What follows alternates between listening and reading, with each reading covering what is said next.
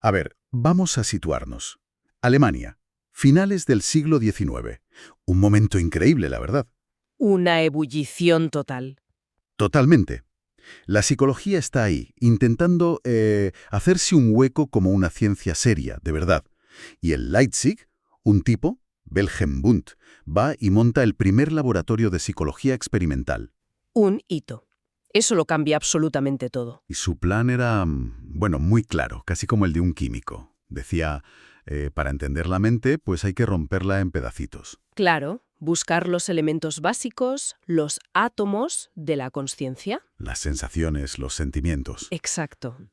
Pero la pregunta ¿es esa la única forma de entender algo tan complejo como la experiencia humana?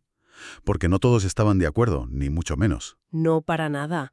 Casi al mismo tiempo surgieron voces que dijeron, un momento, ¿y si al romperla en pedazos nos estamos perdiendo justo lo más importante? Ahí está. Y esa es la gran pregunta que vamos a explorar hoy. Nos vamos a meter de lleno en las ideas de tres pensadores que ofrecieron alternativas, bueno, alucinantes al proyecto de Wundt. Gente a la que no le interesaban los átomos de la mente. No, querían entender la experiencia tal cual es, en su totalidad, con todo su propósito y su significado. Hoy nos sumergimos en las propuestas de Franz Brentano, Carl Stumpf y Wilhelm Dilthey. Y ojo, que no son críticas menores, ¿eh? No son simples ajustes, son en realidad proyectos para una psicología completamente distinta. Es un cambio de pregunta, ¿no? Es un cambio radical. Pasan del de qué está hecha la conciencia al qué hace la conciencia y cómo se relaciona con el mundo. Es, vamos, darle la vuelta por completo al tablero. Pues vamos a darle la vuelta. Empecemos por el principio, por el que muchos consideran el padre de toda esta corriente, Franz Brentano. Publica su obra clave, Psicología desde el punto de vista empírico, en 1874, el mismo año que Wundt. Mismo año, o sea que no es una reacción a Wundt, es una visión paralela que nace justo al mismo tiempo, totalmente. Son como dos trenes que salen de la misma estación, pero en direcciones opuestas.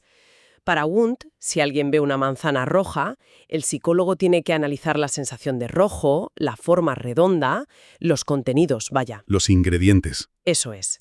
Para Brentano, eso es un error de base. Lo que la psicología debe estudiar no es el rojo, sino el acto de ver lo rojo. No es el sentimiento de alegría, sino el acto de alegrarse. El foco pasa del objeto al verbo. Exactamente. Vale, esto ya es un cambio importante. Dejas de hacer un inventario de lo que hay en la mente y te pones a mirar qué está haciendo la mente. Pero Brentano introduce aquí un concepto que es la clave de todo: la intencionalidad. Es la base, sin duda. Suena un poco técnico, pero creo que es fundamental para entender lo que viene después. Sí, pero la idea es sorprendentemente intuitiva. Intencionalidad significa para él que todo acto mental está dirigido hacia algo. Es su característica definitoria. No puedes simplemente pensar en abstracto. ¿Piensas en algo? Claro, no puedes desear sin más, deseas algo. La conciencia es como un haz de luz.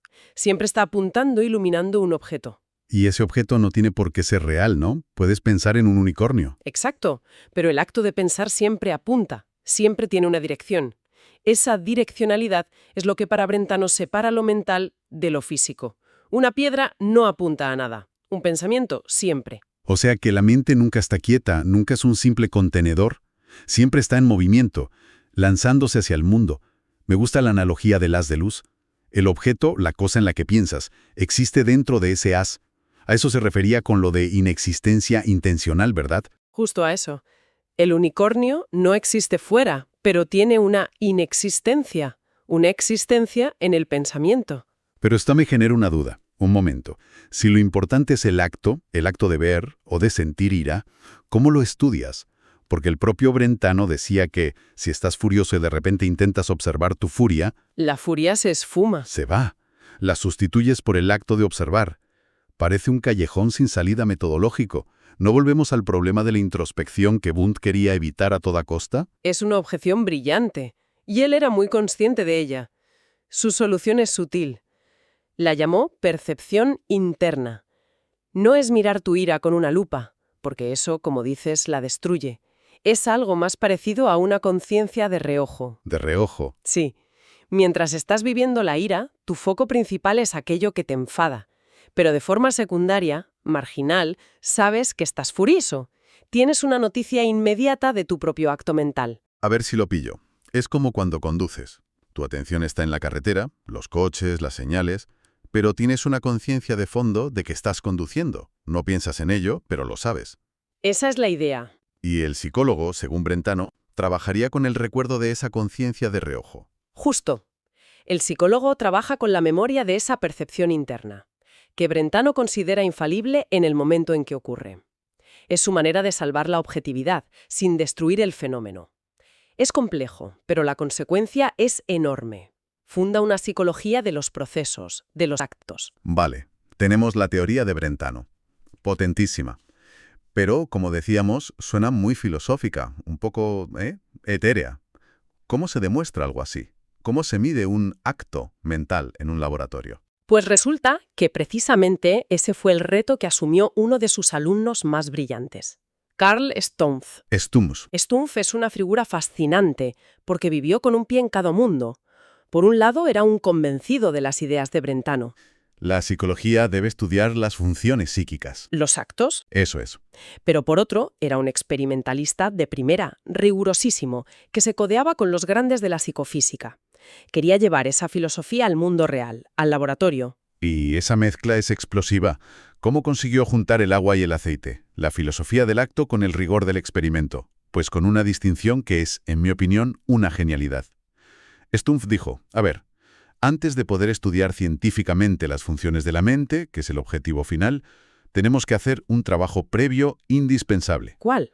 Describir de forma ultra precisa los contenidos de esas funciones, los fenómenos tal y como se nos aparecen. Y a esa ciencia preparatoria, a esa descripción sistemática, la llamó fenomenología. Espera. O sea que, para Stumpf, la fenomenología no era el objetivo final. No, sino la herramienta, el paso previo. Es como si dijera, antes de estudiar cómo funciona la vista, pongámonos de acuerdo, de forma muy rigurosa, en qué es exactamente el rojo que estamos viendo. Van por ahí los tiros, exactamente por ahí. Y esto lleva a una de las mayores ironías de la historia de la psicología. Su obra más famosa, un mamotreto monumental llamado Psicología de los Sonidos, él mismo no la consideraba un libro de psicología. Ah, ¿no? No, decía que era fenomenología, era el mapa detallado del territorio sonoro, un trabajo previo para que luego los psicólogos pudieran estudiar el acto de oír. Eso es increíble. Es como si un arquitecto famoso dijera que su edificio más conocido no es arquitectura, sino un estudio sobre los ladrillos. ¿Y en ese libro qué hacía exactamente? ¿Era solo teoría? ¿Qué va? Nada de teoría. Era pura práctica experimental. Estaba obsesionado con la música y el sonido. Por ejemplo, diseñó aparatos para generar tonos puros, sin armónicos, y estudió de forma sistemática un fenómeno que le fascinaba, la consonancia. ¿Por qué ciertas notas suenan bien juntas? Justo. Y su definición es puramente fenomenológica. La consonancia es la tendencia de dos sonidos a fusionarse en uno solo para nuestra percepción. No buscaba la explicación física, sino la descripción de la experiencia. Y ese rigor experimental lo llevó a todos los campos. Hay una anécdota buenísima que lo demuestra, la del caballo Hans el Listo. Es fantástica. Resulta que había un caballo en Alemania, Hans, que supuestamente sabía sumar, restar, de todo.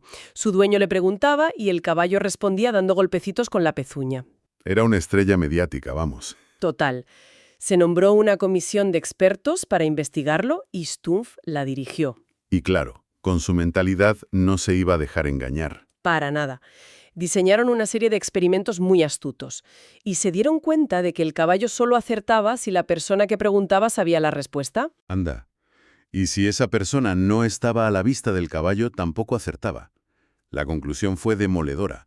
El caballo no tenía ni idea de matemáticas.